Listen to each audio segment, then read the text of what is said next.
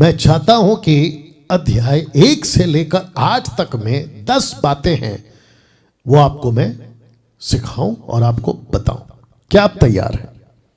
अगर आप तैयार हैं तो आपके बीच मैं इन बातों को रखने जा रहा हूं। ओके, सबसे पहली बात, यानी कि फर्स्ट, पहली बात जिसको आपके 1 से लेके 8 अध्याय तक में उठकर जिसको हमें समझना है, जिसको हमें देखना है, और वह है कि इस पुस्तक को लिखा किसके लिए था।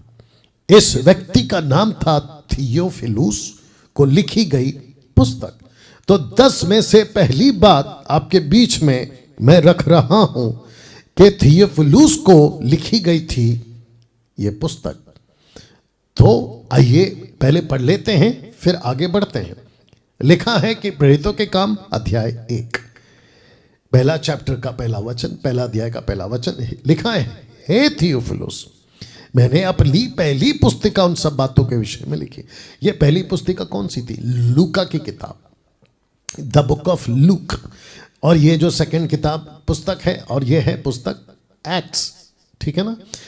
थियोफिलुस को लिखता है, कहता है कि जो यीशु ने आरंभ में किया, करता और सिखाता रहा उस दिन तक जब तक वह उन प्रेरितों को जिन्हें उसने चुना था पवित्र आत्मा के द्वारा आज्ञा देकर ऊपर उठाया ना गया हो।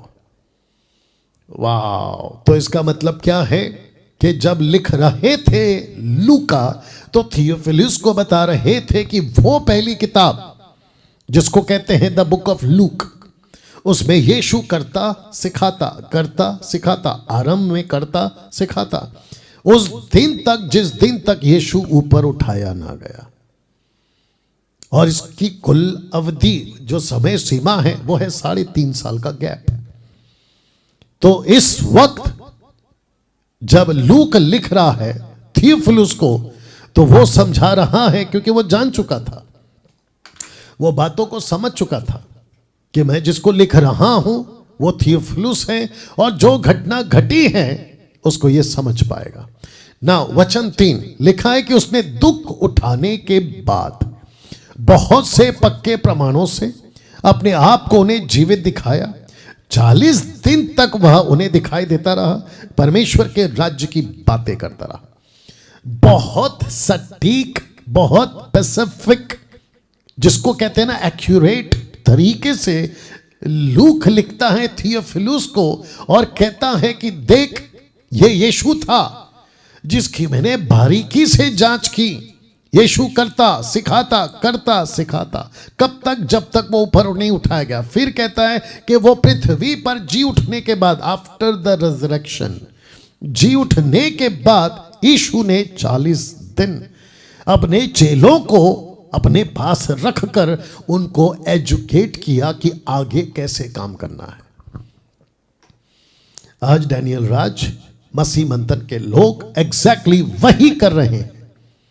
भारत के जितने भी स्टेट्स हैं उन सभी से मैं बात कर रहा हूं कि हम यीशु की सिखाई हुई 40 दिन की शिक्षाओं को यीशु की महिमा के लिए, उसी को बातों को सिखाकर आपको आगे ले जा रहा हूं। मैं खुद भी सीख रहा हूं, मैं खुद भी अप्लाई कर रहा हूं, आपको सिखा रहा हूं, और आपको भी कह रहा हूं कि आपको भी अप्लाई करना होगा। Is that right? तो जिसके चलते दोस्तों हम सभी को यह बात को समझना बहुत जरूरी है ना। मैं चाहता हूं कि आपको यह भी बताता चलूं कि लूक इस पुस्तक का लेखक था। 61 to 63 AD में इसने इस पुस्तक को लिखा। दूसरा तिमोथी उसका 4 अध्याय वचन 11, जब पौलुस उसकी अंतिम सफर में रोम के सरकार के जेल खाने में, ये तब वहां से, क्योंकि ये लूक के क्या कहते हैं, पौलुस के साथ में था। तो लूका एक डॉक्टर था पेशे से, कुलुस्सियों 4:14 बाद में पढ़ लीजिएगा। साथ ही साथ लूका क्योंकि डॉक्टर था, ये अक्सर सेवा करता था पौलुस के साथ।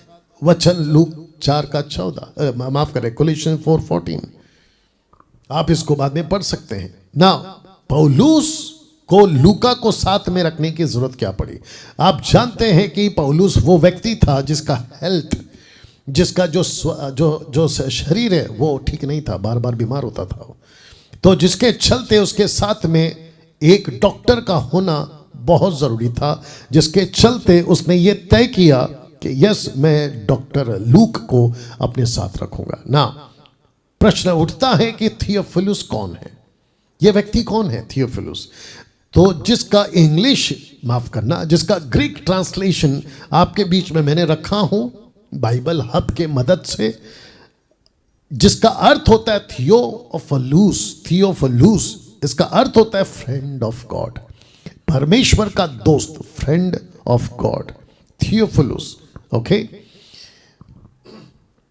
अब लोग कहते हैं, जो बाइबल के लेखक हैं या जितने भी जानकार हैं उस वक्त में, कहते हैं कि ऐसा कोई व्यक्ति नहीं था। लेकिन इस वचन को पढ़कर लगता है, लूक 1:13 को पढ़कर लगता है कि नहीं, एक व्यक्ति था जिसके चलते लिखा है कि हे श्रीमान थियोफिलुस। तो एक व्यक्ति को ये लिख रहा है, एड्रेस कर रहा है।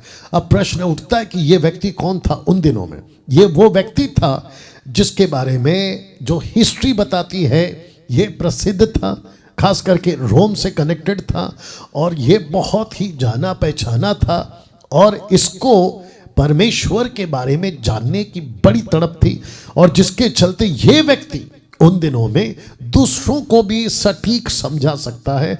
तो जिसके चलते लिखा है कि इसलिए हे श्रीमान थियोफिलुस, मुझे भी ये उचित मालूम हुआ कि इन सब बातों का संपूर्ण हाल आरंभ से, अब जरा शब्द देखिए, लिखा है ठीक ठीक जांच करके उन्हें तेरे लिए क्रमानुसार लिखूं। क्रमानुसार लिखूं मतलब बिल्कुल कट टू कट लिखूं, ये वजह थी। दूसरा कहता है एक्स 1:1 में कहता है, हे थियोफिलुस, मैंने अपनी पहली पुस्तिका उन सब बातों के विषय में लिखी जो यीशु आरंभ से किया और करता और सिखाता रहा। तो इसका मतलब है कि ये व्यक्ति को जिसको लिखा, ये थियोफिलुस वो है जिसका ग्रीक ट्रांसलेशन कहता है फ्रेंड ऑफ गॉड, और ये साथ ही साथ उस वक्त में बहुत प्रसिद्ध व्यक्ति था। ऐसे भी अनुमान या आकलन लगा सकते हैं मेरी तरफ से आपको समझाने के लिए कि यह व्यक्ति वो था जिसको सब सुनते होंगे उन दिनों में। तो अगर ये कहता था कि ये ऐसा है तो ये ऐसा है, लेकिन उसको ऐसा कहने के लिए इसकी भी स्टडी प्रॉपर होनी चाहिए। तो इसने मदद ली लूका की, और हो सकता है कि लूक इसका दोस्त हो या लूक इसका दोस्त हो, ठीक है ना। मैं चाहता हूं कि ये पहला चित्र देख लो, और साथ ही साथ मैं आपको बताऊं कि जब आप एक्स की पुस्तक को पढ़ते हो तो यहां से सब कुछ बदलने लगता है। जी हां, यहां से सब कुछ बदलने लगता है, जिसको कहते हैं X is a transitional book. Transitional book, यहां से सब बदल जाता है। Pentecostals group, charismatic groups, Methodist, Baptist, क्या कहते हैं, CNI, Catholic, Mar Thoma, Lutheran, Brethren, और साथ ही साथ इंडिपेंडेंट वाले जिसने सबसे ज्यादा बेड़ा गर्क करके रखा है मसीह की दया का, उन सब को बताना चाहता हूं कि जब आप पुस्तक को पढ़ते हो प्रेरितों की, तो यहां से सब बदल जाता है। उत्पत्ति की किताब से लेकर यूहन्ना की किताब तक सब आप पढ़ें, उसका ज्ञान हासिल करें। यीशु ने क्या किया उसका ज्ञान हासिल करें, यीशु ने क्या सिखाया उसका ज्ञान हासिल करें। मूसा, अब्राहम, वो दानियल, दाऊद, शाऊल, सबका आप अध्ययन करें, ज्ञान को हासिल करें। लेकिन अगर आपको चर्च चलाना है, आपको अगर मिनिस्ट्री करनी है, तो आपको एक्ट्स की किताब में जो बदलाव, जो जिसको कहते हैं ना कि पूरा का पूरा तख्ता बदल गया था, और मैं रखूंगा, यीशु ने यही तो साफ कहा था कि तुम यरूशलेम को नहीं छोड़ना, लेकिन पिता की प्रतिज्ञा का इंतजार करना, क्योंकि तुमको और तुम्हारे वालों को और जो पीछे थे उनको, पतरस को कह रहे थे यीशु जी, 120 को, माफ करना 11 को कह रहे थे यीशु जी, कह रहे थे कि तुमको तो यूहन्ना का बपतिस्मा पता है, लेकिन पवित्र आत्मा का बपतिस्मा बाकी है। उन दिनों की बात कर रहा हूं, अभी तो हम सब ऑलरेडी पवित्र आत्मा पा चुके हैं, ठीक है ना। लेकिन जैसे ही आप पुस्तक पढ़ते हो, आप यहां से आप बदल जाना चाहिए। आपकी डॉक्ट्रिन, आपकी टीचिंग, आपका तरीका, आपका चर्च रहने का तरीका, सोचने का तरीका, टोटल आपको बदल देना है। अगर आप नहीं बदलते तो फिर यीशु के सामने खड़े होकर जवाब देना होगा कि मिनिस्ट्री यीशु की थी तो मर्जी आपने अपनी क्यों चलाई। तो जिसके चलते लिखा है कि एक्ट्स इज अ ट्रांसेशनल बुक, एक बदलाव का किताब है। कभी सुना था? शायद नहीं। आज सुन रहे हो, आप इसलिए सुन रहे हो क्योंकि आपको पवित्र आत्मा के कुकर से पका हुआ खाना ये डैनियल राज खिला रहा है।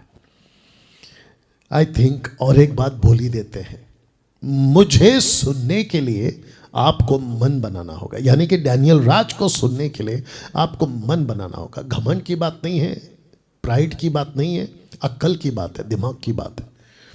क्योंकि मुझे सब तरह के लोग सुनते हैं फेसबुक पे, मैं जानता हूं, लेकिन जब उनका दिमाग नहीं चलता है जैसा बाइबल कहती है तो वो अनाप शनाप कमेंट्स में डालते रहते हैं। और मुझे सिवाय एक काम के दूसरा कुछ नहीं करना होता है कि आपको सीधा ब्लॉक करना पड़ता है। अगर आप ब्लॉक नहीं होना चाहते हैं, आगे मुझे देखना चाहते हैं, सुनना चाहते हैं, तो फिर उल्टियां मत किया करो कमेंट्स बॉक्स में, चुपचाप सुना करो। बात नहीं समझ में आती है छोड़ दो, जो समझ में आती है ले लो जी।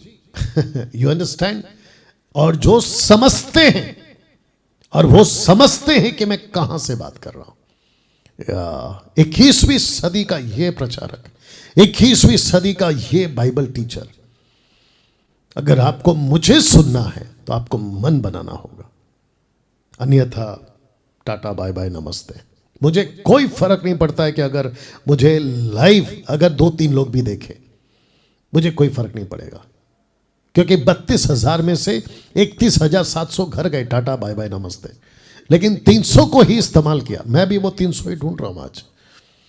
चलिए तो वापस से बता देता हूं कि ये जो पुस्तक है ये ट्रांसेशनल बुक है, जिसका मतलब है कि यहां से बदलाव कलीसिया के अंदर शुरू होता है, और जिसके चलते मैं समझता हूं कि आपको भी अपनी अपनी कलीसिया में ये बदलाव करना बहुत जरूरी है। अगर आपने नहीं किया, मूसा की किताब आप नहीं सिखा सकते, मैं रख रहा हूं। तो 66 पुस्तकों का 3 भाग है बाइबल की, जिसको कहते हैं ना 66 बुक, 67 पुस्तकें बिबलिया, ये पुस्तक के 3 भाग हैं। पहला भाग पुराना नियम का, दूसरा भाग यीशु का, चौथा भाग पवित्र आत्मा का। तो जिसके लिए लिखा है कि पुराना नियम का अपना एक भाग है, यीशु के 4 किताबों का अपना एक भाग है, और फिर एक्ट्स की किताब से लेके प्रकाशित वाक्य तक की किताब का अपना एक भाग है, part. There are 3 parts, old testament, Jesus and holy spirit. बात क्लियर हो गई? अगर आप अपने चर्च में ओल्ड टेस्टमेंट का पार्ट अभी भी सिखा रहे हो तो आप पवित्र आत्मा का अपमान कर रहे हो।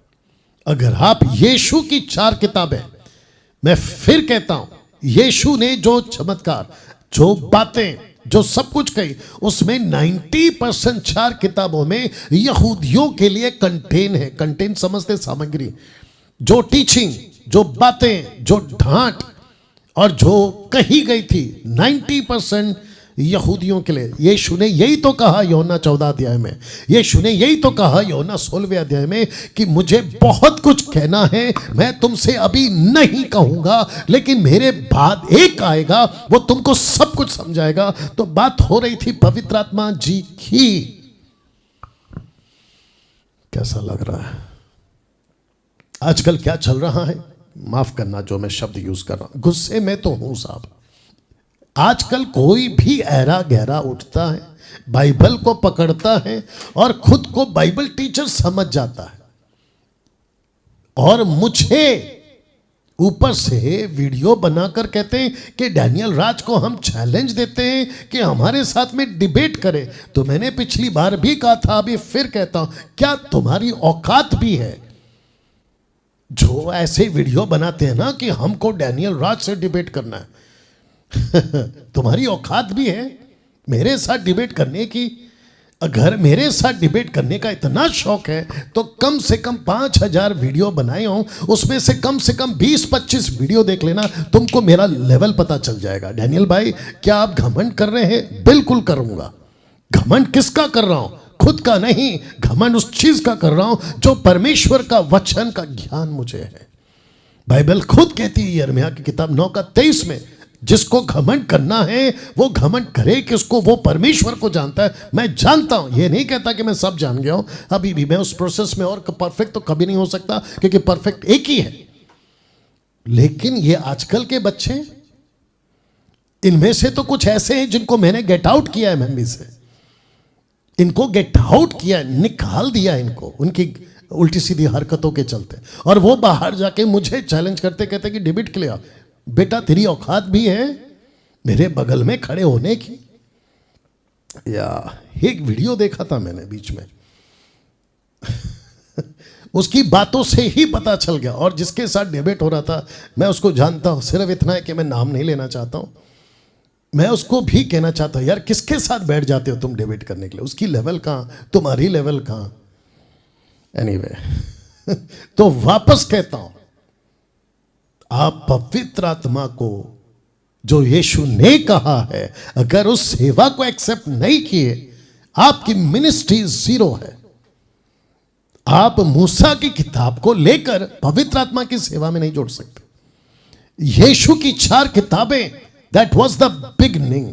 यीशु की 4 किताबें, मती, मरकुस, लूका, योना। मती में 28 अध्याय, मरकुस में 16, लूका में 24, योना में 21 अध्याय। ये किताबें यीशु मसीह ने इसलिए लिखवाई या लिखी गई या की गई 3.5 की सेविकाई को, ताकि तुमको पवित्र आत्मा जो आएगा उसके लिए तुमको तैयार कर रहा हूं, ताकि तुम वहां जब पहुंचो तो वो तुमको आगे ले जाए कैसे सेवा करते हैं। इसको ठीक से देख लीजिएगा। जिसके चलते मैंने क्या लिखा था कि जब आप एक्ट्स की पुस्तक को पढ़ते हो तो यहां से सब कुछ बदलने लगता है। Acts is a transitional book, यही कहा था मैंने आपसे। बदल जाता है, तो क्या क्या बदल जाता है? 3 चीजें आपके बीच में रख दी है। हां, इसको देखिए दोस्तों, मैं चाहता हूं कि बात को समझे और प्रभु के राज्य में आगे बढ़े ना। इस चित्र को देख लो, और मैंने यहां पे आपको कनेक्ट कर सकूं इसलिए चित्र का सहारा लिया है। रोमियो 10:4 जी, the book of Roman chapter 10 verse 4। आइए देखते क्या क्या लिखा है। लिखा है, क्योंकि हर एक विश्वास करने वाले के लिए धार्मिकता के निमित्त, तो कॉन्टेक्स्ट में राइचियसनेस की बात हो रही है, सैल्वेशन की बात हो रही है, यीशु की धार्मिकता की बात हो रही है। लिखा है, क्योंकि हर एक विश्वास करने वाले के लिए धार्मिकता के निमित्त मसीह व्यवस्था का अंत, एंड, END, एंड है। वाह व्यवस्था की जितनी भी बातें थी वो सब समाप्त हो गई हैं। कब? जब यीशु क्रूस पे मरा, और जब यीशु जी ने कहा ना कि इट इज फिनिश, जब यीशु ने कहा खत्म हुआ, उस पल खत्म हो गया। प्रूफ क्या है डैनियल भाई? प्रूफ यह है कि मंदिर का पर्दा ऊपर से लेके नीचे तक फट गया। वाह, कैसा लग रहा है दोस्तों अभी तक? या 450 के आसपास अभी जो लाइव देख रहे हैं, मुझे नहीं पता आप कौन, कैसे, कहां। बात को समझने की कोशिश करना दोस्तों, यू अंडरस्टैंड? या बात को समझने की कोशिश करना। व्यवस्था का पालन करोगे ना, ये 3 हिस्सा रखा था। पुराना नियम का पालन करोगे ना, तो वो तो कब का खत्म हो चुका है। मैं तो कह रहा था कि इन सब पे एक्सपायरी डेट लग गई है। लेकिन दिक्कत की बात यह है कि कुछ लोग है ना, एक्सपायरी किया हुआ डेट का खाना, एक्सपायरी हुआ चीज, गोलियां अपने पेट में डाल रहे हैं। तो क्या होगा साहब? या तो मर जाओगे या तो हॉस्पिटल में एडमिट हो जाओगे। मत करो गलत चीजें, कलीसिया को मत खिलाओ। तो जिसके चलते व्यवस्था मसीह में आता है। मसीह जब आ गया तो व्यवस्था का अंत हो गया। मैं ये नहीं कहता कि व्यवस्था को उठाकर यीशु ने फेंक दिया, नहीं, जीसस ने व्यवस्था को फिनिश किया, कंप्लीट किया है। या तो अब इस चित्र को देख लो ठीक से और इसको पढ़ लीजिए। पवित्र आत्मा का काम 29 पुस्तकों में शुरू नहीं हुआ था जी। अगर आपने नहीं सुना, इसको मैं बहुत साफ शब्दों में बोल रहा हूं। पवित्र आत्मा का काम 29 पुस्तकों में शुरू नहीं हुआ। नहीं हुआ जी। पवित्र आत्मा आते थे, जाते थे, लोगों को चुनते थे, सेवा करवाते थे, चले जाते थे, लेकिन जो परफेक्ट काम है, जिसको कहते हैं कि the work of the Holi spirit, जो काम, जो मिशन परमेश्वर ने, पिता ने कहा था कि मैं एक दिन इसको अपनी कलीसिया पे उंडेलूंगा, 11 लोगों पर उंडेलूंगा, 120 पे उंडेलूंगा, मैं उसकी बात कर रहा हूं। तो नहीं हुआ था। 4 पुस्तकों में भी नहीं हुआ था, बल्कि 4 पुस्तकों में, कौन सी पुस्तक है? मत्ती, मरकुस, लूका, योना। यहां पे तो पवित्र आत्मा के लिए प्लेटफॉर्म तैयार कर रहे थे यीशु जी। कभी ऐसा बातें सुनने को मिलता है? मैं जानता हूं नहीं मिलता है, क्योंकि तेल, पानी, आशीष, अभिषेक के जगह से ये सो कॉल्ड प्रचारक लोग बाहर निकलेंगे, तब तो ये सिखाएंगे ना। अभी तक दूध ही पिला रहे हैं चर्च को, अभी तक दूध का बॉटल लेकर ही दे रहे, ओले बच्चे ओले ओले खा ले, ये वाला चल रहा है सारा आजकल चर्च के अंदर। और चर्च के लोगों को भी अच्छा यही लगता है, मेरे जैसे प्रचार जो आपको सख्त मटन खिला रहा है वो तो हजम होगा नहीं। एनीवे, तो फिर से कहता हूं, 29 किताबों में पवित्र आत्मा का काम शुरू नहीं हुआ, 4 पुस्तकों में भी नहीं हुआ, लेकिन जैसे ही पुस्तक आती है एक्ट्स की, तो लिखा है कि पवित्र आत्मा का काम शुरू हुआ था एक्ट्स की पुस्तक से, द बुक ऑफ एक्ट्स के। यहां से पवित्र आत्मा ने कब्जा ले लिया था। तब से लेकर अब तक पवित्र आत्मा ही है जो कलीसिया को चला रहा है, या पवित्र आत्मा ही है जो कलीसिया को चला रहा है। दोस्तों, कैसा लग रहा है अभी तक? बात समझ में आ रही है या आपको समझ में आनी भी चाहिए? अब आपको और एक चीज बता दूं, आपको जो भी समझना बहुत जरूरी होगा। अगर आपके चर्च का पास्टर, आपके ऑनलाइन प्रीचर, फिजिकल, वर्चुअल, अगर ये बातें नहीं सिखा रहा है जो पवित्र आत्मा सिखाते हैं, तो भैया आपके चर्च को ताला लगाओ। टाटा बाय बाय नमस्ते बोलने का टाइम आ गया आपके चर्च को। या साथ ही साथ आप अभी सीखोगे, ठीक है ना, 10 बातों में से तो ये पहला चल रहा है। आप अभी सीखोगे कि कैसे पवित्र आत्मा लोगों को पिक करता है, उठाता है, उसके अंदर अपनी बातें डालता है और उसको कहता है कि बोलो बोलो बोलो बोलो। डैनियल राज को 2020 में पिक किया, मेरे अंदर उसने अपनी बातें भरी और मुझे कहा बोलो बोलो बोलो। मैं नहीं था ऐसे, मैं आज जो हूं ये पवित्र आत्मा का काम है। पसंद आता है सुनो, नहीं पसंद आता है टाटा बाय बाय नमस्ते। सीधी बात। आप अपना टाइम वेस्ट मत करो, मैं अपना टाइम वेस्ट नहीं करूंगा। और जो मेरे वीडियो बनाते ना मेरे अगेंस्ट में, वो तो ये लोग हैं भौंकने वाले कुत्ते। मुझे नहीं पता चलता है कि उनको मेरे पीछे भौंकने से मिलता क्या है। हाँ, एक चीज मिलती होगी उनको, मेरी वजह से, मतलब मेरे कंधे पे मेरे नाम को बदनाम करके उनका जो चैनल है ना, उसमें से कुछ पैसे कमा सकते हैं वो लोग। तो 90% मेरे विरोध में जो बातें करते हैं, भौंकते हैं ना, आप देख लेना, 90% लोगों के वीडियो में आपको जो है ना ऐड मिल जाएगा, एडवर्टाइजमेंट। तो उनका मकसद क्या है? मकसद ये है कि डैनियल राज का बदनामी करो। मैं आपको बताऊं क्यों सबसे ज्यादा मेरे विरोध में बातें क्यों चलती है? क्योंकि मार्केट में डैनियल राज अभी टॉप पे चल रहा है। या वो चाहे बदनामी का क्षेत्र हो या नाम का क्षेत्र हो, या खरी शिक्षाओं के क्षेत्र में पसंद करने वाले हो, या खरी शिक्षाओं के क्षेत्र में बदनाम करने वाले हो, अभी टॉप पे तो मैं चल रहा हूं साहब, ये आदमी चल रहा है।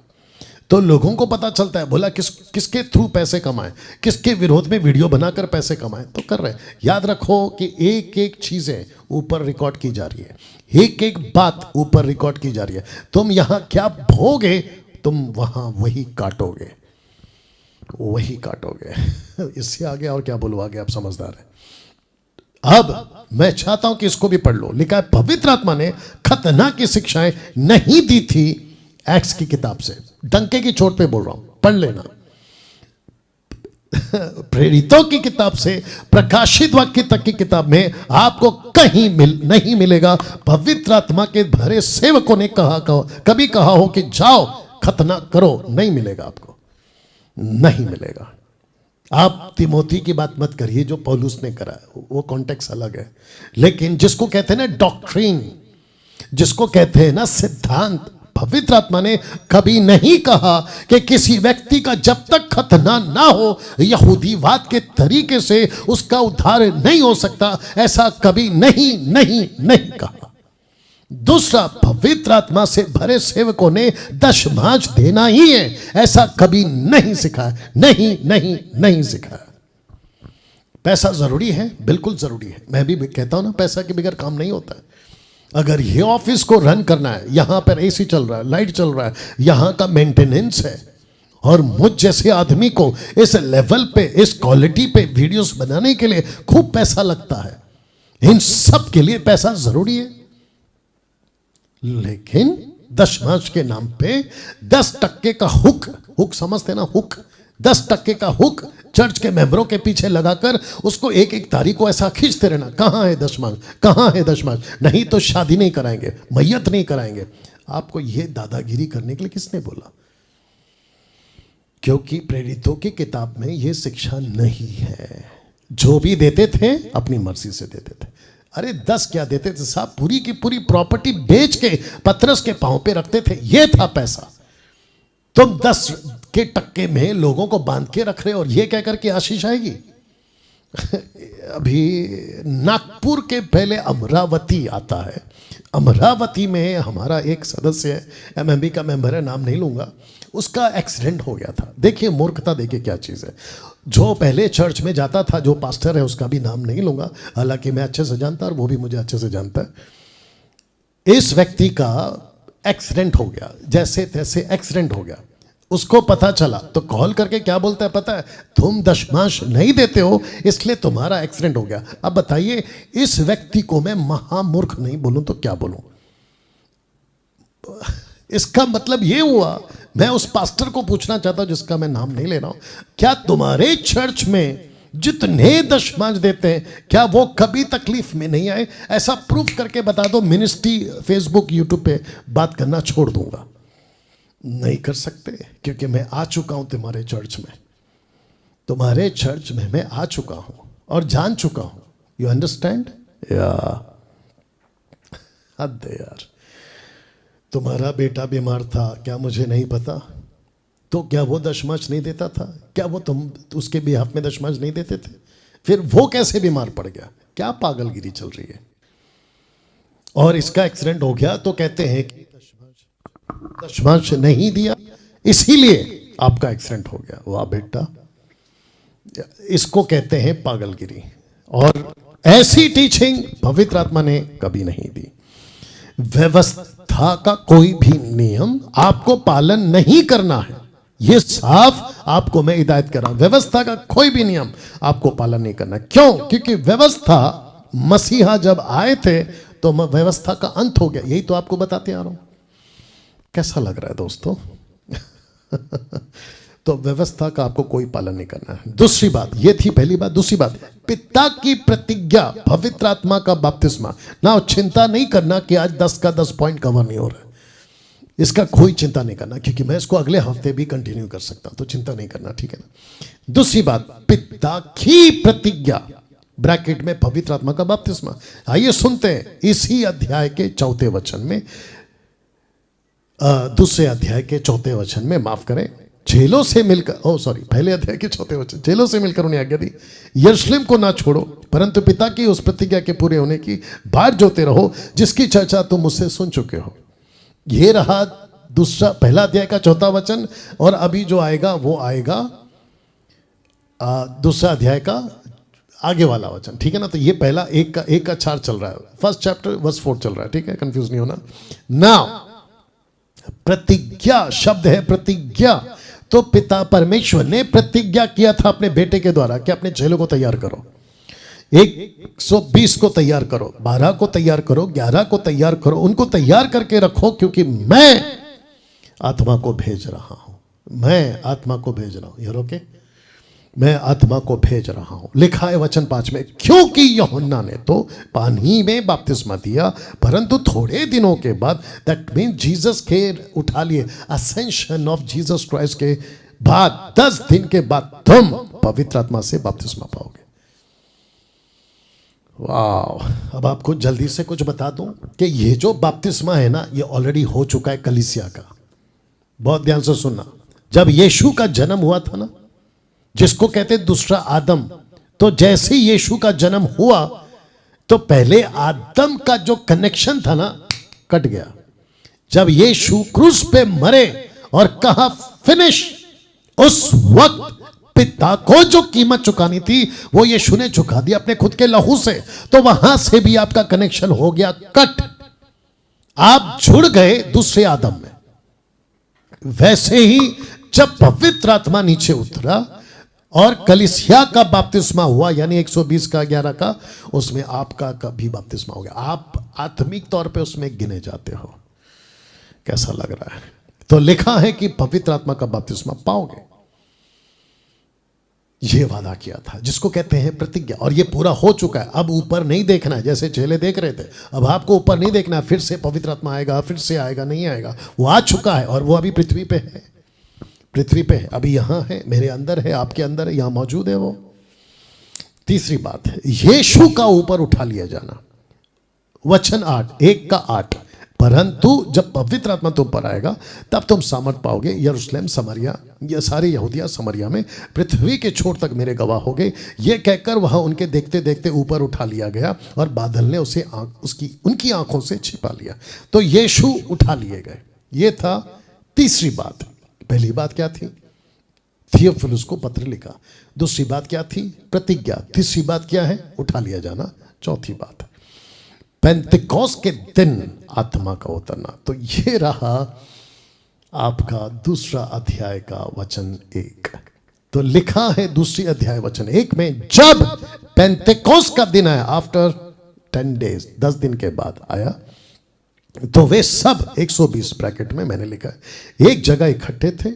अचानक, देखिए ये जो शब्द है ना, अचानक, सडनली, अचानक 120 लोग 10 दिन से लगातार स्तुति, आराधना, प्रार्थना, स्तुति, आराधना, प्रार्थना, संगति, डिस्कशन करते करते करते करते पिता की प्रतिज्ञा का इंतजार करते करते करते करते वेट कर रहे थे।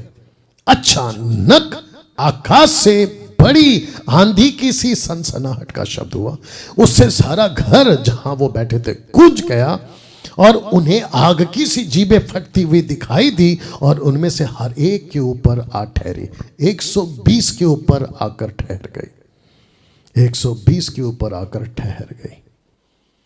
आप नहीं समझे? समझाता हूं।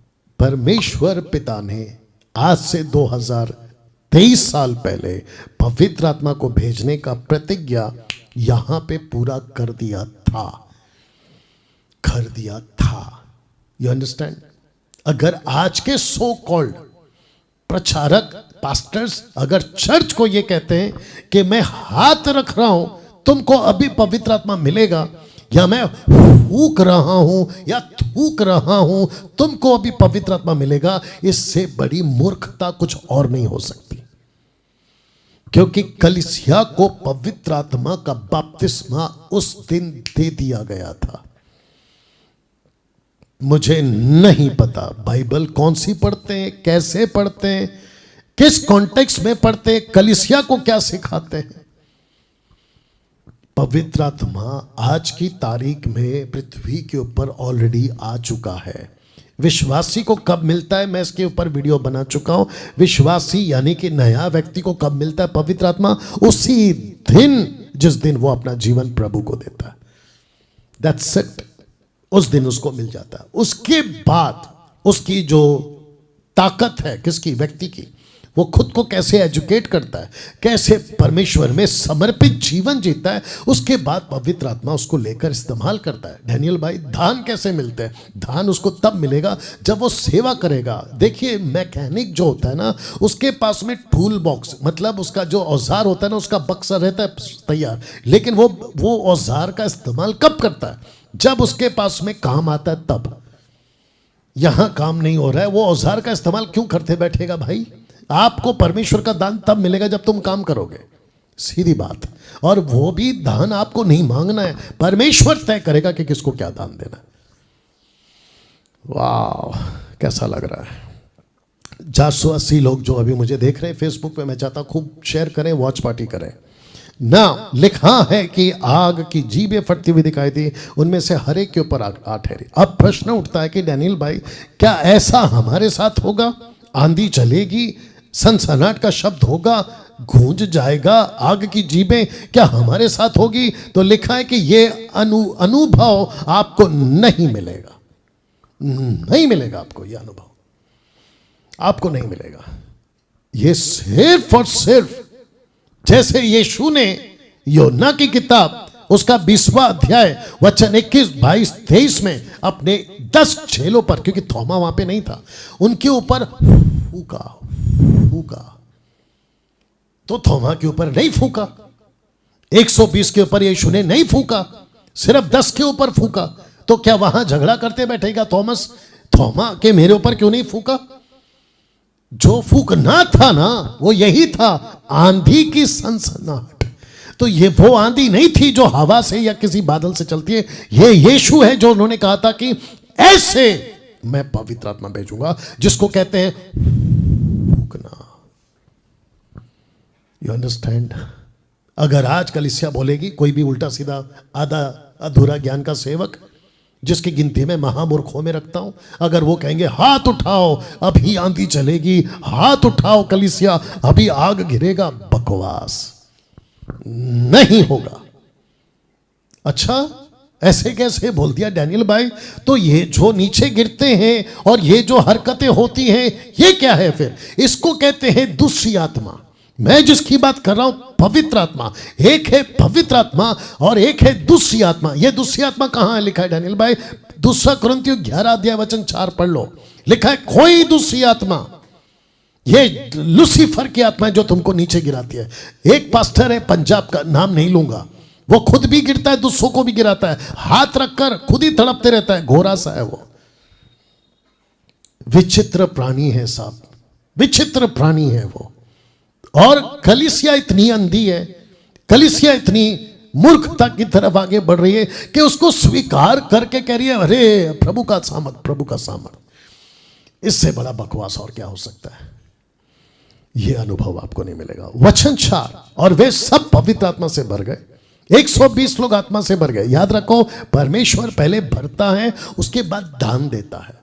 आजकल नाटक क्या चल रहा है कि जब तक तुमको अन्य भाषा जिब्रिश नहीं मिलेगा तब तक तुमको पवित्र आत्मा नहीं मिलेगा। तो फिर ये ऑर्डर तुम कौन होते हो चेंज करने वाले? परमेश्वर पहले भरता है फिर दान देता है। लिखा है कि वे सब पवित्र आत्मा से भर गए, जिस प्रकार आत्मा ने उन्हें बोलने की सामर्थ्य दी, और वो था ग्लोसा, नॉट जिब्रिश, रबा रबा शाबा शाबा नहीं, वो था ग्लोसा, जिसको कहते हैं पृथ्वी की भाषा। रखूंगा, वे अन्य अन्य भाषा, प्लूरल फॉर्म, अन्य अन्य भाषा बोलने लगे। एक भाषा नहीं, रखूंगा कम से कम 16, एक भाषा नहीं 16। तो लिखा है कि वो अन्य अन्य भाषा बोलने लगे। आकाश के नीचे की हर एक जाति में से भक्त यहूदी यरूशलेम में रहते, तो जिनके ऊपर 120 के ऊपर पवित्र आत्मा आया और उनको बोलने की सामर्थ्य दी, वो जिसको बोल रहे थे वो अन्य जाति नहीं थे, वो यहूदी थे, यहूदी। और लिखा है कि भक्त यहूदी यरूशलेम में रहते थे। वचन 6, जब ये शब्द हुआ तो भीड़ लग गई, लोग घबरा गए, क्योंकि हर एक को यही सुनाई देता था कि ये मेरी ही भाषा बोल रहे हैं, ये मेरी ही भाषा बोल रहे हैं। इसलिए कहा था कि ये ग्लोसा है, नॉट रबा रबा शबा शबा। क्योंकि आजकल तुम लोग बोलते हो किसी को नहीं समझ में आता, लेकिन जब ये बोल रहे थे तो वहां सबको समझ आ रहा था। ये है फर्क। तो वचन 7, और वे सब चकित अचंभित होकर कहने लगे, देखो ये जो बोल रहे हैं क्या ये सब गलीली नहीं है? मतलब ये ग्रीक भाषा वाले नहीं है? तो फिर क्यों हम में से हर एक अपनी अपनी जन्मभूमि की भाषा सुनता है? हम जो पहला पार्थी, दूसरा मेदी, तीसरा एलामी, चौथा मसोपोटामिया, पांचवा यहूदिया, छठवां कप्पदोकिया, सातवां पिंतुस, आठवां आसिया, नौवां फुग्रिया, 10वां पंफूलिया, 11वां मिस्र, 12वां लीबिया और 13वां रोमी और 14वां यहूदी। और यहूदी मत धारण करने वाले एक ही कैटेगरी में 15वां क्रेती, 16वां अरबी लिखा है कि परंतु अपनी अपनी भाषा में उनसे परमेश्वर के बड़े बड़े कामों की चर्चा सुनते थे। मूसा के समय से, नूह के समय से, अब्राहम के समय से, दाऊद के समय से, यीशु तक के जितने बड़े बड़े काम किए, याद रखो परमेश्वर के बड़े बड़े काम, वो सब की चर्चा। क्यों? क्योंकि ये यहूदी थे जो मूसा को जानते थे, ये यहूदी थे जो अब्राहम को जानते थे, और ये जानते थे कि कैसे लाल समंदर को फाड़ कर मूसा ने 6 लाख लोगों को बाहर निकाला, ये जानते थे। तो इनकी चर्चा कर रहे थे, तो इनको बोला अरे ये तो अपने लोग हैं, ये तो हमारे परमेश्वर की बड़ाई कर रहे हैं। वचन 12, वे सब चकित और घबरा कर एक दूसरे से कहने लगे ये क्या हो रहा है, ये क्या हो रहा है। ये पहली बार है कि ये हमारी भाषा में बोल रहे हैं। बड़े कान को खोल के सुनो तुम जितने भी जिब्रिश वाले हो। पेंतिकोस के दिन ऐसी कोई भाषा पृथ्वी पे नहीं उतरी थी जिसको तुम 8-8, 10-10 घंटे राबा राबा बोल के टाइम पास कर रहे हो। That was a pure earthly language. उत्पत्ति 11 में जो भाषा उतरी थी ये वही भाषा में बात कर रहे थे। मूर्ख मत बनो, मूर्ख मत बनाओ, क्योंकि मुझ जैसे अब उठ खड़े हुए हैं जो तुमको एक्सपोज कर रहे हैं, और मुझे खुशी है कि बड़ी तादाद में लोग तुम्हारे गंदगी से बाहर निकल गए। वचन 13, परंतु दुष्टों ने ठट्टा करके, मजाक में, वे तो नई मदिरा के नशे में। मतलब मार्केट में कोई ऐसा नशा आया है जिसको कहते हैं न्यू वाइन। इंग्लिश में लिखा new wine, NEW, new wine. आप नहीं समझे ना, समझाता हूं। अमेरिका में, अफ्रीका में, अदर कंट्रीज में, यूरोप में एक नया ड्रग्स आया, और वो ड्रग्स जब कोई लेता है अपने शरीर में, वो ज़ॉम्बी बन जाता है। ज़ॉम्बी जैसा एक्ट करता है। तो जिसके चलते कुछ चीज वाइब्रेट हो रहा है ना ज्यादा, क्या चीज है वो, एनीवे, तो कौन सा स्पीकर, ओके। तो ऐसे कुछ अल्कोहल या ड्रग्स इंजेक्शन मार्केट में है आजकल।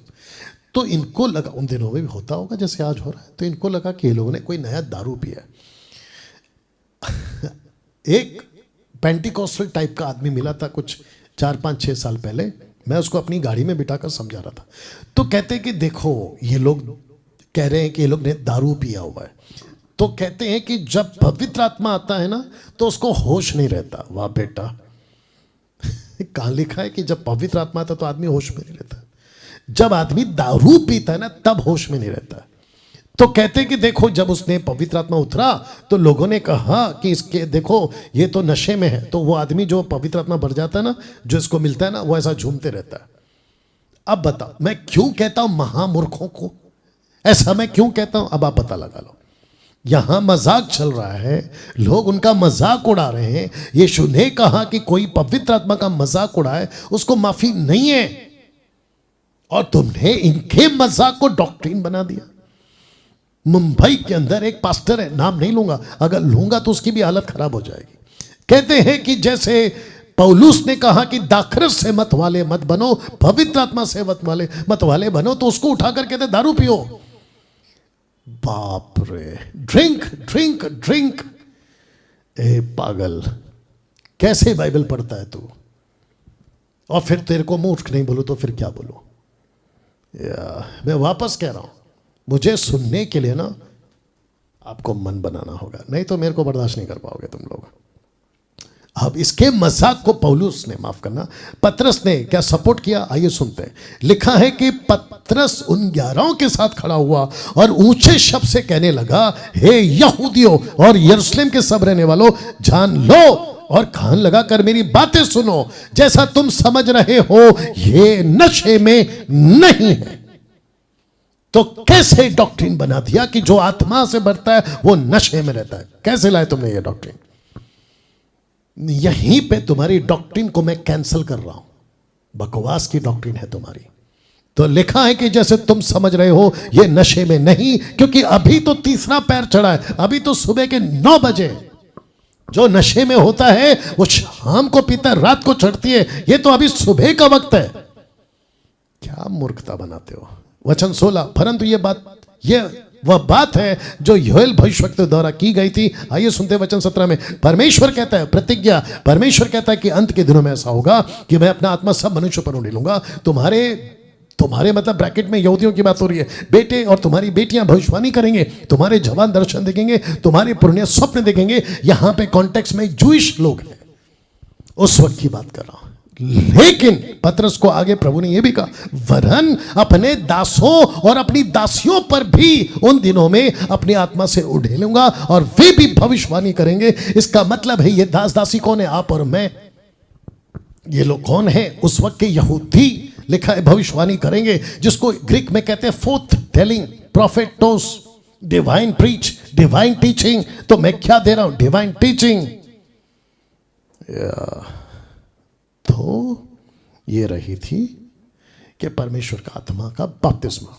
पतरस की पहली कलीसिया जहां सिर्फ यहूदी ही होते थे और जहां सिर्फ यीशु के नाम का बपतिस्मा लिया गया था, क्योंकि 3000 ने यीशु के नाम का बपतिस्मा लिया था। यहां कोई भाषाओं में बातें की, यहां कई भाषाओं में बातें की जाती थी, यहां पे बहुत सारी भाषाओं में प्रचार होता था इनका। अब जब यहां पे मैंने कहा कि बपतिस्मा यीशु के नाम पे लिया गया, किसने दिया? पतरस ने।